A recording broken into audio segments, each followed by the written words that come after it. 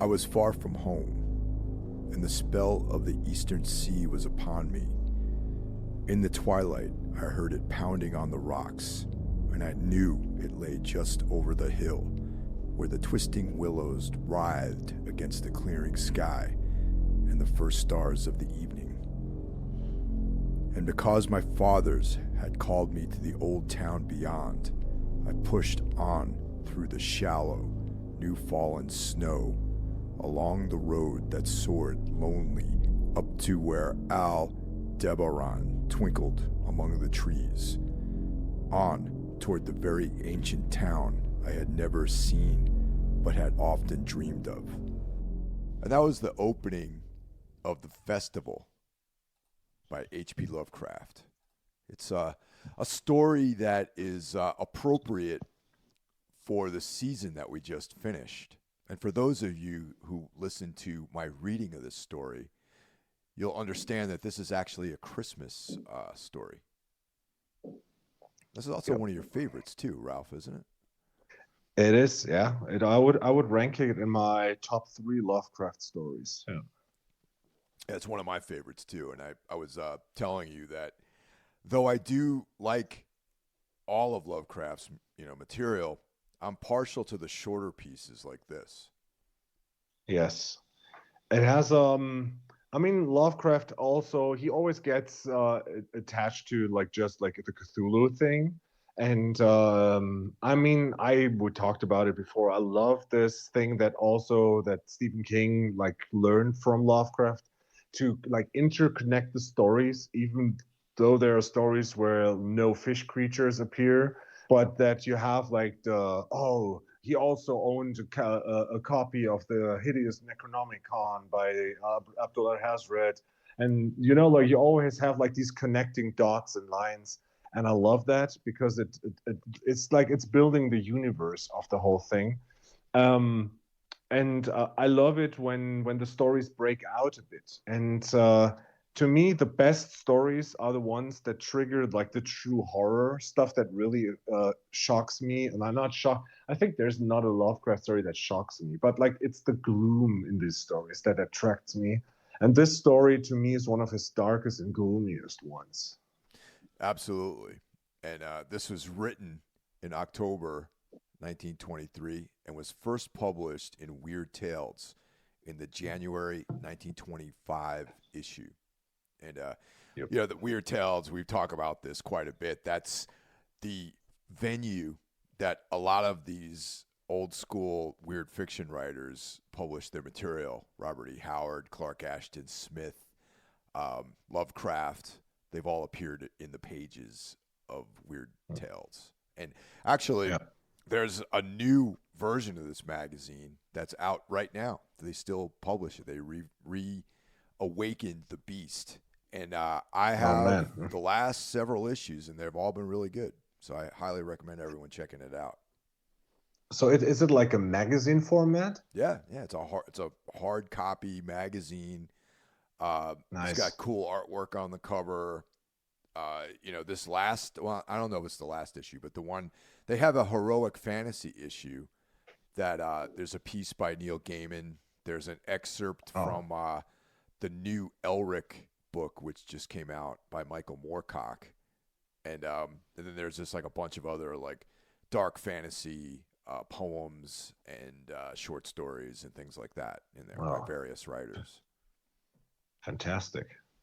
But most of the other issues are focused on horror and weird tales. So it's pretty cool. See, we spoke about that on our Schwarzenegger episode. This all drains my wallet really hard. Dude, there's so much great stuff out there, especially if you're a reader, and I think this genre is in a bit of a renaissance over the last few years. You mentioned Adam Neville has a new short story, and he's another favorite of ours, and he's carrying the torch for weird fiction and folk horror, things like that. Yep. This story was inspired by Lovecraft's first trip to Marblehead, Massachusetts, and that's I believe on the North Shore, the quote unquote North Shore in the Boston area. And Yep. yeah, it's pretty sleepy little town. I know some people that are from Marblehead. I've actually been there. Oh, can you hold 1 second? I have a delivery here. I got to Yeah. edit this. Yeah. Yeah.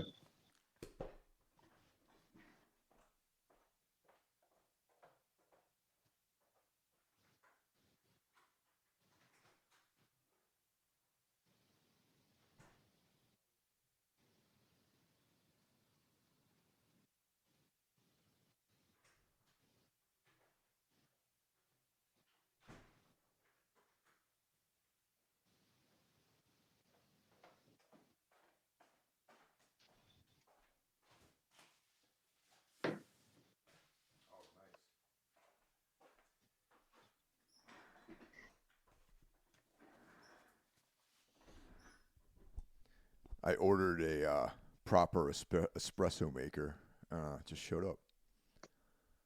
I just thought like, wow, that delivery of the book was fast. Yeah, dude. It showed up like 20 minutes later.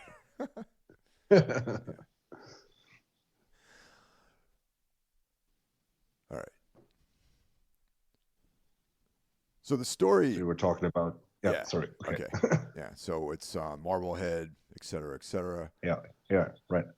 All right. So, yeah, Lovecraft was very much impressed by Marblehead, and he referred to it as the most powerful single emotional climax experienced during my nearly 40 years of existence.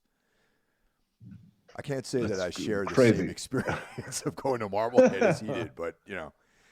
But yeah, there's a lot of places that show up in the short story. In the short story, it's called Kingsport. That's the the goal that the nameless narrator. That's the town that he visits, and there's a house and with an overhanging second floor, and that's Marblehead's 1 Mugford Street. And the church referred to in the story is St. Michael's Episcopal Church.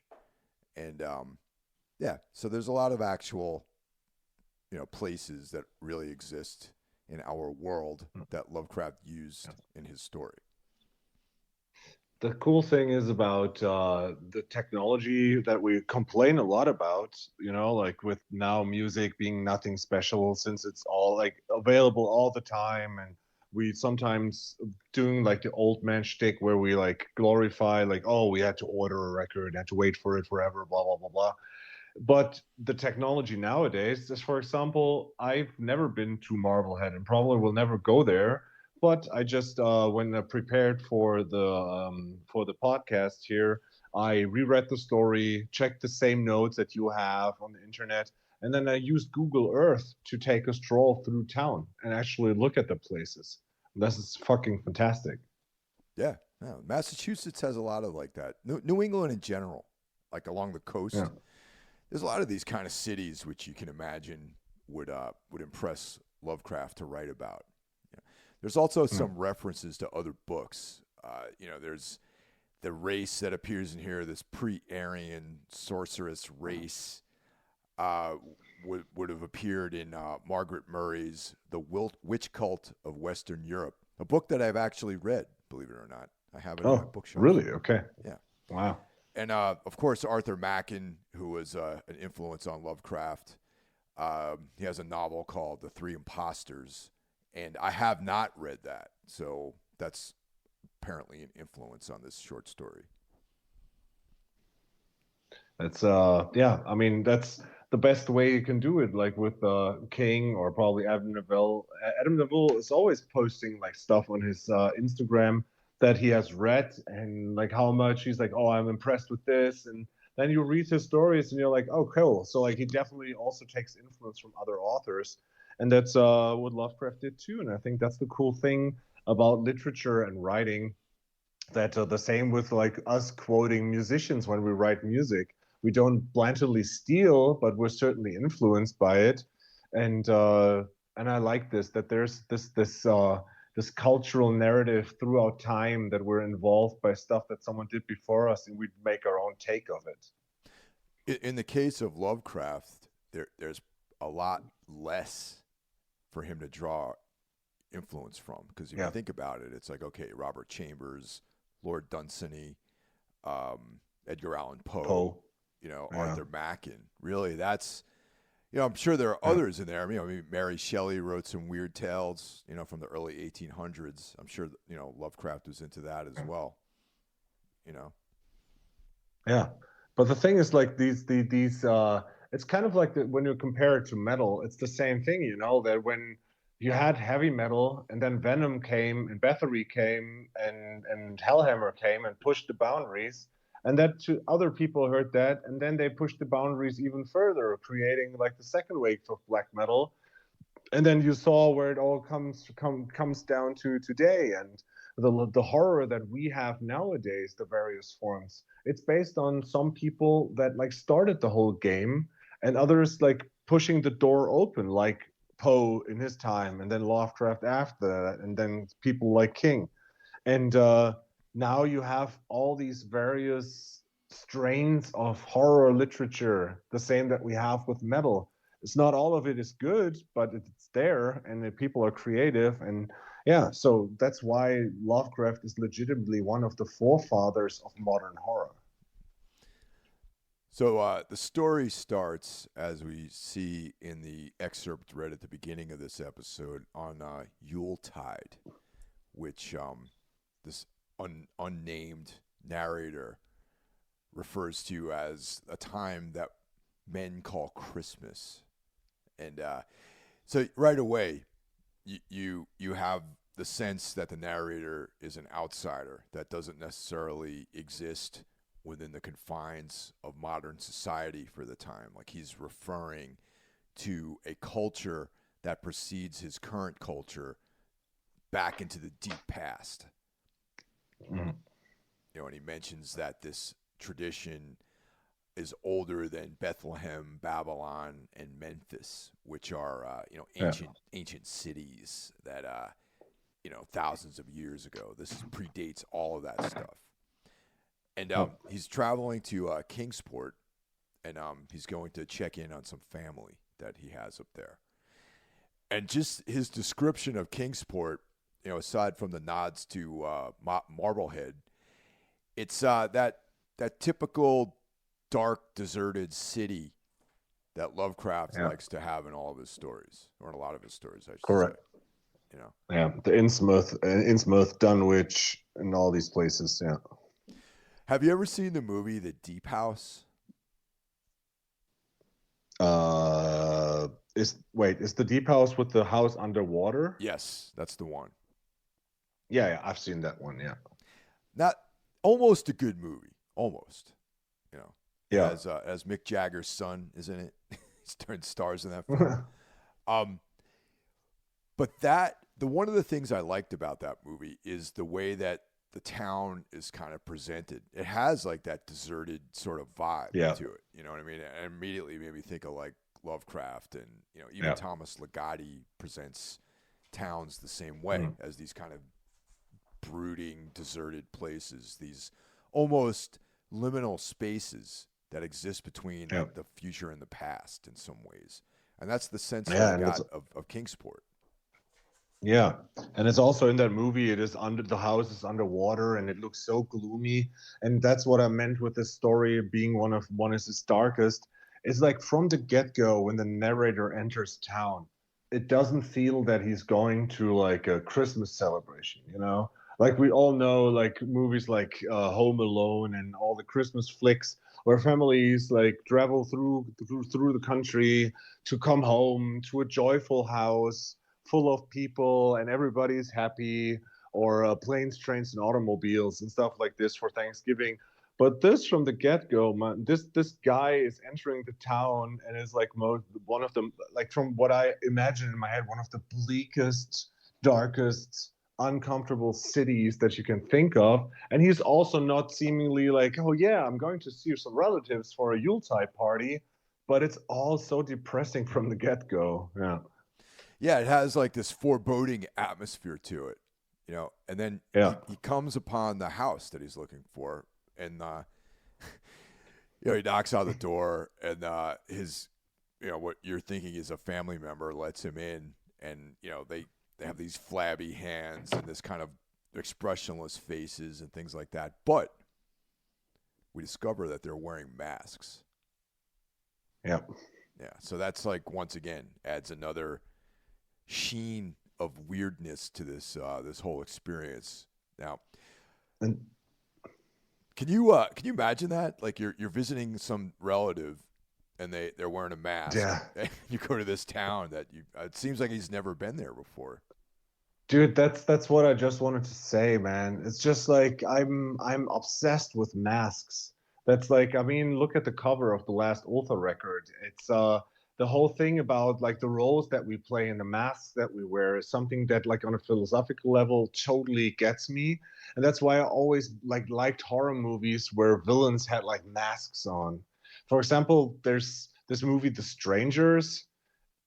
I didn't really like that movie, but like the main villain that had like this sack over his head who looked kind of like a scarecrow, instantaneously like got me. Like just the visible thing, like the Michael Myers thing, that you wear a mask and you can't see what's actually going on, and the imagination coming in there, and like again, like if you transfer it to real life, imagine your grandparents. We've all met our like most of us have met their grandparents. Imagine you visit them and you haven't seen them in a while, and they sit there and their faces aren't moving, but they're talking to you. You must be freaked out, and you must actually see that. But in this weird setting of that story, he's kind of okay with that. He's just like, huh, something's off. They wear gloves of their flabby hands and they have these bland faces, and everything smells weird. And it's just like, I would run the fuck away. Yeah, it's it also plays into that whole vibe of masks, and if any, all these stories we're reading, these are like, it's almost like this archetype. We did, Mask of the Red Death a while back. Mm-hmm. We're doing this story. That's something that is like a big theme just in this genre, is concealing your face or creating this other persona for yourself, or just like the obscuring things and hiding and all that sort of stuff. Yeah, I mean, look at one of the most successful horror movies of 2022, the totally overrated Smile. Oh It's God. just like, yeah, how irritating. I mean, the idea of having someone smile and make and scare you, I think that FX perfected that. And like, if you look at the videos for Come to Daddy or Window Licker, and you always have his ugly ass face with a grin, that's more scary than the whole Smile movie together. But like, it's just someone overtly smiling that can creep you out if the eyes and the mouth don't match. It's not congruent. And that's kind of the thing too with masks. It's just like, it's uncomfortable because you cannot see behind it. Have you, what comes to mind too is, are you a fan of Eyes Wide Shut? I haven't seen it, but I know you like it. Well, the book that it's based on, it's Mm-hmm. called what the hell is it called? 20th Century Dream Story by Arthur Schnitzler. Yes, Mm-hmm. Arthur Schnitzler. It's only like 115 pages long or something like that, and it's kind of a weird tale. And it reminded Mm-hmm. some elements of this story. I mean, that story kind of reminds me of elements that are in the festival, because it's both stories take place on Christmas. You know what I mean? There's like, a meeting of people, masks, concealment. In the case of Lovecraft, it actually gets revealed what's actually the sinister nature of everything. But in 21st Century Dream Story, it doesn't really go into that as much. It's kind of vague as to what actually happens at the end of the book. Mm. It's just like that this theme with the weird assembly of people that end up being sort of like a cult, and them wearing masks, and you cannot really see what's going on, is a theme throughout like a lot of movies that I back and dig. For example, one of the movies that I really love is Ninth Gate, Yeah. which a lot of people hate on, but I love movie, and it also has that congregation when they have the book. Kill List come the end of Kill Oh List man, comes to mind. yeah. You know, like with the mask and everything, and it's some a trope that always gets. It's kind of the same with black metal. If people have like a cool black and white like copied artwork on their tape with someone with a torch or a shovel or a sword and like a black and white face in the snow in the forest, I'll at least give it a shot, you know? And that's like the kind of horror that I dig. That's why this story in particular, more so than like the like Shadow over Innsmouth, which is also fantastic. But this one is way more up my alley because it has that element of like this weird masked people cult aspect to it. And also, all the whole thing takes place over the course of a few hours. Really, the story is like Yeah, the chronological time frame is short. So he yeah. enters the house, and another tip off that there's some sinister stuff going on is they have a copy of a Latin translation of the Necronomicon, Yeah. which plays heavily in the Cthulhu mythos that Lovecraft Yeah. has created. So we know that Yeah. there's some sinister stuff going on here. We got people wearing masks. We got a copy of the Necronomicon, and it's some of the yellow writing of Lovecraft shines through. A Hmm. thought and a legend too hideous for sanity or consciousness. You gotta Mm. love that. That's how he refers to the Necronomicon. Yeah. So now at 11 o'clock, they take him to meet up with a crowd of people.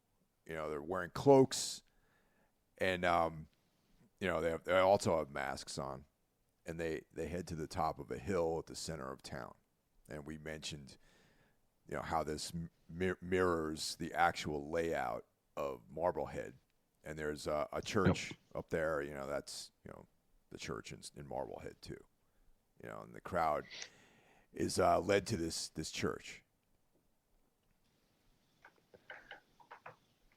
And they enter, and yeah, it's like this congregation again. It's like this moment.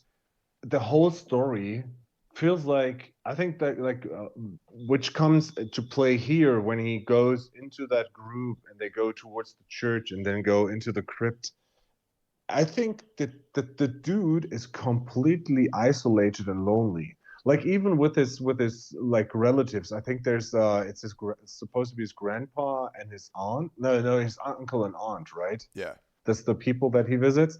I mean, she's working on that the garment thing, and they're like super weird and offering him stuff, and everything feels uncomfortable. And then they're like, okay, let's go. Then they go to this mass, and then like he arrives and it doesn't feel right. He goes into that house, it's even more wrong, and now he still follows them into this crowd because he's driven or supposed to do this without actually questioning like what the fuck am I doing here. This does, I mean, he must have like a man in his right mind would have said like this all feels so wrong, like I shouldn't be here.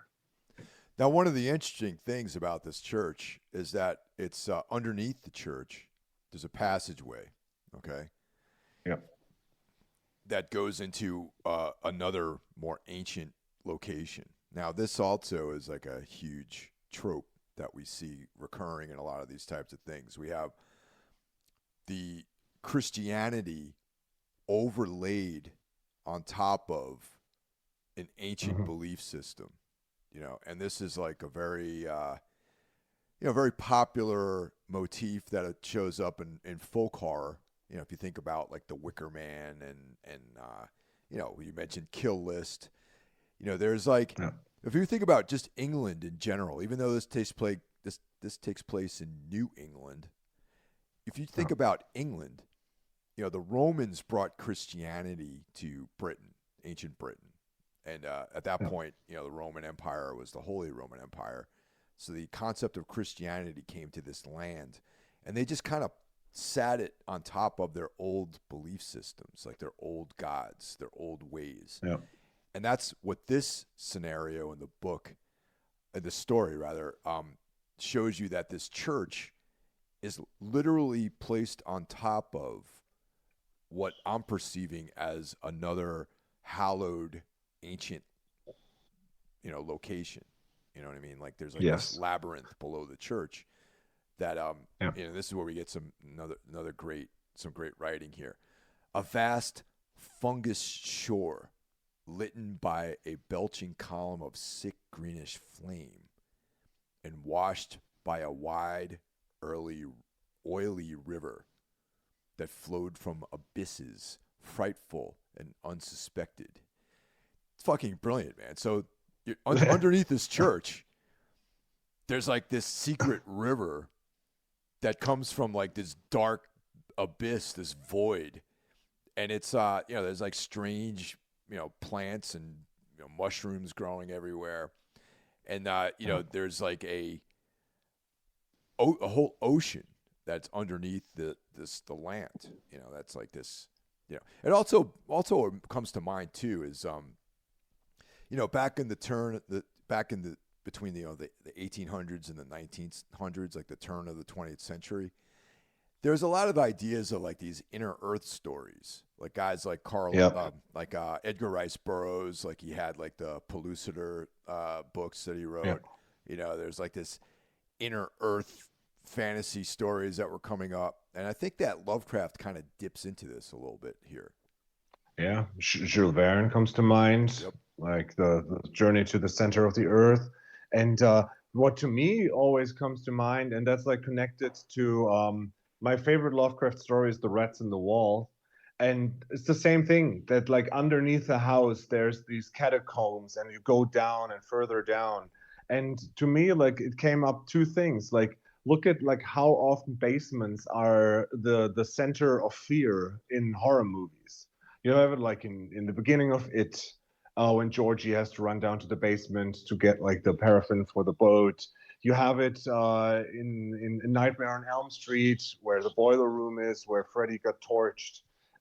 You got it in even in Kevin in Home Alone, like in that scene where he is alone and he has to run to the basement. There's the scary boiler. So the basement underneath the earth is where the dead are buried. So that's always scary. And also the idea of hell, like because Christians always say like when you're good and you die, you go to heaven. And the worst thing that can happen is you go down to hell, and hell is somewhere underneath the earth. And that's like whenever someone goes down and deeper, and that's the thing, a motif that is like done really well, I think, in As Above, So Below, the found footage horror film that I love so much. It's like the further you go down, the closer you get to hell.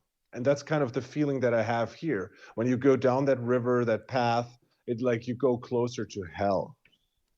Yes, exactly. And these this cult is like worshipers of like this unclean sort of ideology, And so when we're in this labyrinth, we hear this weird flute music that's coming in, and they're engaging in what they're referring to as the Yuletide rite or the Yule rite. And once again, older. He talks about it being older than man. Okay, so here's the first and fated to survive him.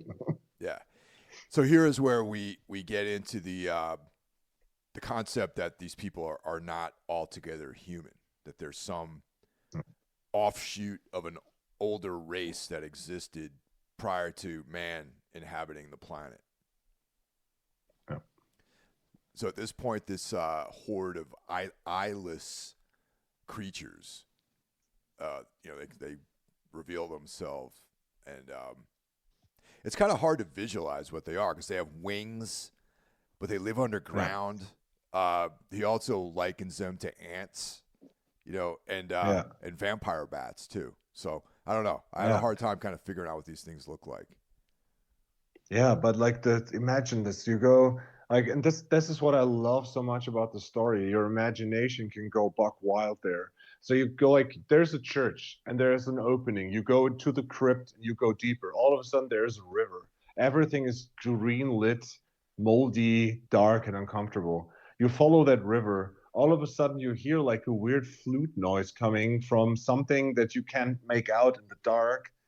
and up until this point, it's like classic horror, so you don't know what happens. But then all of a sudden, these transport beings come up and take these people away. And that's like, at that point, you must lose your mind.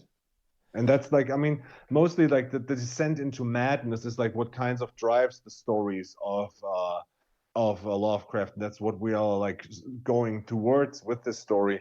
But like, dude, in this moment, latest, I would have passed out and say like, okay, dude, like, what the fuck? And you know, our narrator doesn't. You know, he kind of resists being pulled away into this dark, oily water abyss.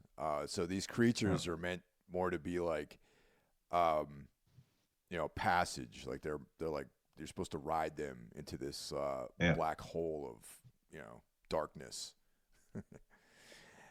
And so the narrator jumps into the water, and rather than go on this you know, this like excursion into hell essentially, and then Yeah, he awakens in a hospital in Kingsport. yeah. And then it's the question: was it all a dream?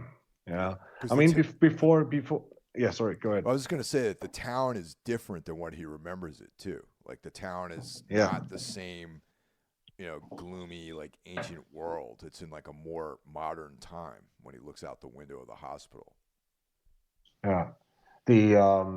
The point where like the question with the dream to me came up was before he jumps, like the moment that he that triggers him to jump into the water because he doesn't want to have none of that is when he says um that he sees like a guy with a mask like face and has resemblance to his family, and that mask is like slipping down, and he is having something like an artifact um, uh, with his family, yeah, like an arm that has been buried with his great grandfather in 1698.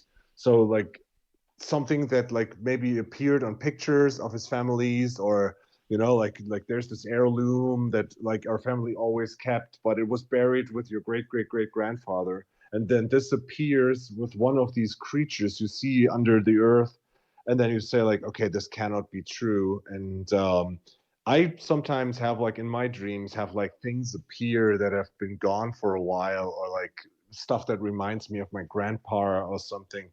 And yeah, that left me with this feeling that like that has been played up in like a lot of like the Lovecraft stories is like in the end, so was this a dream or was it not? So if you make a show out of it, probably the studio would want to have that in the end someone like looks at the camera and winks or something, that it's like, oh, the evil is still there, part two is coming up or something. But yeah, that's where we find our protagonist in the end, in a town, in a different town. Yeah, definitely.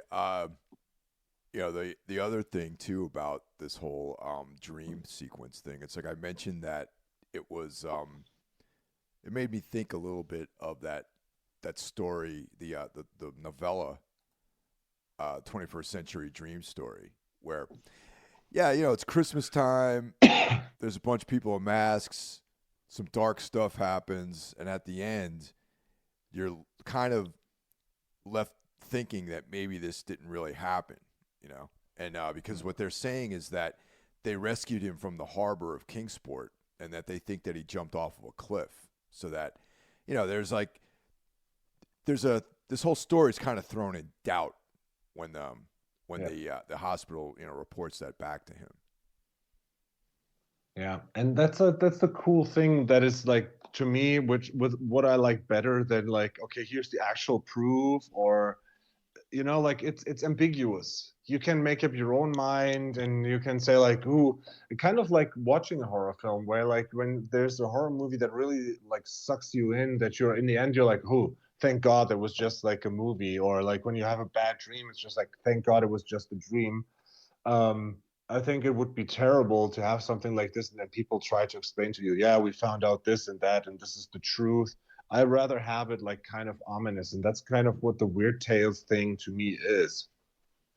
So they send him over to Arkham to recover.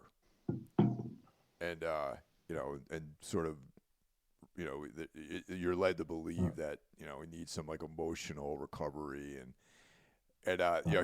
they just happen to have a copy of the Necronomicon there. Like every good household. Yeah, I have one too. Yeah. So he reads a passage out of it that makes him believe that his family lineage goes back to this this ancient race of people that are not altogether human. Yeah. See, great holes secretly are digged where earth pours out to Sisyphus, and things have learned to walk that ought to crawl. That's such a good ending. Yeah, definitely. And another thing I just wanted to mention too is a lot of these writers back then were paid by the word. So when Lovecraft is writing the description about the narrator's grandfather, he's the great grandfather. Yeah. It's like gotta get that word count maximized. Yeah. Arthur Monroe Spooner, blah, blah, blah, and that's like a 10 column name. Also, yeah. Yeah. So yeah, it's a nice little tale. I recommend reading this around Christmas every year. It's a fun, thing to get into. And Lovecraft didn't really give this story much. Like he kind of didn't really think too much of this one, Yeah. But Yeah. that also could just be his self-deprecating nature too, Right. And that's like with most of the stories. I mean, like every Lovecraft story that we covered on here, mostly it was like, I hate that story. And I wonder, like, I need to find out which one is like a story he was super proud of. I think Innsmouth he was proud of. No, wait, no, Innsmouth wasn't as well. Probably Mouth of Madness or something. Yeah, maybe. Yeah, but it's like he hated everything he did, and it's crazy. But yeah, like with a lot of geniuses, it's like their own work, they don't like it, but the world after them tells them how good they were. Yeah. So the festival, definitely read that. Listen to some ambient music to it. Yeah, or you can listen to my reading of it. Yeah, I think that's just like one of these stories that is like, it is so full of gloom, and then you have like a dark ambient record playing in the background, in the dark, reading it just with a bit of light. Perfect. So yeah, we're going to be doing a lot more of these coming down the line, and yeah, it's a lot of fun. Yeah, it is always. Yeah.